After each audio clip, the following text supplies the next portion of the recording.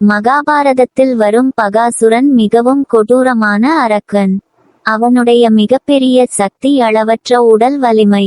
ஒரு கிராம மக்களை பயத்தில் வாழ வைத்த அவன் தனது வலிமையால் அனைவரையும் துன்புறுத்தினான். மக்களின் கஷ்டத்தை அறிந்த பீமன் அவனை எதிர்த்து போரிட்டான். கடுமையான போருக்கு பிறகு பீமன் தனது வீரத்தால் பகாசுரனை வீழ்த்தி மக்களை காப்பாற்றினான். இந்த கதை தீமையை விட தர்மமே எப்போதும் வெற்றி பெறும் என்பதை காட்டுகிறது. ஹிரண்யாக்ஷன் மிகப்பெரிய சக்தி கொண்ட அரக்க மன்னன். தனது வீரத்தாலும் அகந்தையாலும் தேவர்களையே அச்சப்பட வைத்தான். பூமியை கடலுக்குள் மறைத்து உலகத்தில் குழப்பத்தை ஏற்படுத்தியதாக புராணங்கள் கூறுகின்றன. இதனால் விஷ்ணுவராக அவதாரம் எடுத்து அவனுடன் போரிட்டார். இறுதியில் ஹிரண்யாக்ஷன் தோற்கடிக்கப்பட்டான். அவனுடைய கதை அதிகமான வலிமை இருந்தாலும் அகந்தை ஒருவரை அழிவுக்கு கொண்டு செல்லும் என்பதை உணர்த்துகிறது. கும்பகர்ணன் இராவணனின் சகோதரன் மற்றும் மிகப்பெரிய வீரன். அவனுடைய மிகப்பெரிய சக்தி மலை போன்ற உடல் வலிமை மற்றும் போரில் யாரையும் எதிர்க்கும் திறன். நீண்ட காலம் தூங்கும் சாபம் இருந்தாலும் விழித்தவுடன் எதிரிகளுக்கு பெரும் ஆபத்தாக மாறுவான். இராமாயண போரில் இராவணனுக்காக போரிட்டு தனது வீரத்தை காட்டினான். இறுதியில் இராமனின் அம்புகளால் வீழ்ந்தான். கும்பகர்ணனின் கதை வலிமையுடன் நல்ல முடிவும் முக்கியம் என்பதை உணர்த்துகிறது. ஹிரண்யகசிபு மிகவும் சக்திவாய்ந்த அரக்க மன்னன். பிரம்மனிடமிருந்து பெற்ற வரங்களால் தன்னை யாராலும் அழிக்க முடியாது என்று கர்வம் கொண்டான். மனிதனாலும் மிருகத்தாலும் பகலிலும் இரவிலும் வீட்டிற்குள்ளும் வெளியிலும் அழியாதவன் என்ற நம்பிக்கையில் தேவர்களையும் மக்களையும் துன்புறுத்தினான். இறுதியில் விஷ்ணு நரசிம்ம அவதாரம் எடுத்து அவனுடைய அகந்தையை அழித்தார். அவனுடைய கதை ஆணவம் எவ்வளவு பெரிய சக்தியையும் அழித்துவிடும் என்பதை காட்டுகிறது. மகிஷாசுரன் உருவம் மாற்றும் மாயசக்தி கொண்ட அரக்கன். மனிதன் மற்றும் எருமை வடிவங்களில் மாறும் திறன் அவனுக்கு இருந்தது. தனது வலிமையால் தேவர்களை தோற்கடித்து மூவுலகிலும் அச்சத்தை ஏற்படுத்தினான். அவனுடைய கொடுமையை முடிவுக்கு கொண்டு வர துர்கை தேவி அவனுடன் மாபெரும் போர் செய்தார். இறுதியில் துர்கை தேவியால் மகிஷாசுரன் வீழ்த்தப்பட்டான்.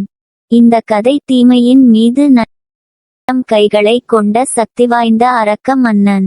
அவனுடைய ஒவ்வொரு கையிலும் ஆயுதங்களை ஏந்தி போரிடும் திறன் இருந்தது. சிவபெருமானின் அருளால் மிகப்பெரிய வலிமையை பெற்றிருந்தான். தனது சக்தியின் மீது கர்வம் கொண்டு பலரை சவால் செய்தான். பின்னர் கிருஷ்ணருடன் நடந்த போரில் தோல்வியடைந்தான். பாணாசுரனின் கதை சக்தி இருந்தாலும் அதை சரியான முறையில் பயன்படுத்த வேண்டும் என்பதை எடுத்துக்காட்டுகிறது.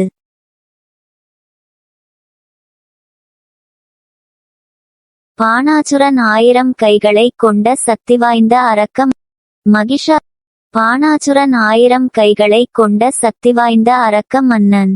அவனுடைய ஒவ்வொரு கையிலும் ஆயுதங்களை ஏந்தி போரிடும் திறன் இருந்தது.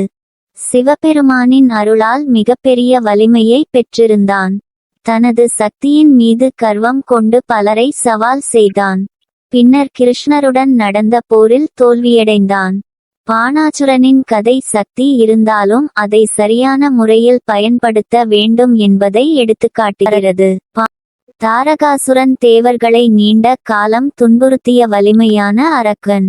பிரம்மனிடம் பெற்ற வரத்தால் அவனை முருகப்பெருமானால் மட்டுமே அழிக்க முடியும் என்ற நிலை இருந்தது. தனது பலத்தால் மூவுலகையும் அச்சப்பட வைத்தான். பின்னர் முருகப்பெருமான் அவனுடன் கடுமையான போரில் ஈடுபட்டு அவனை வீழ்த்தினார்.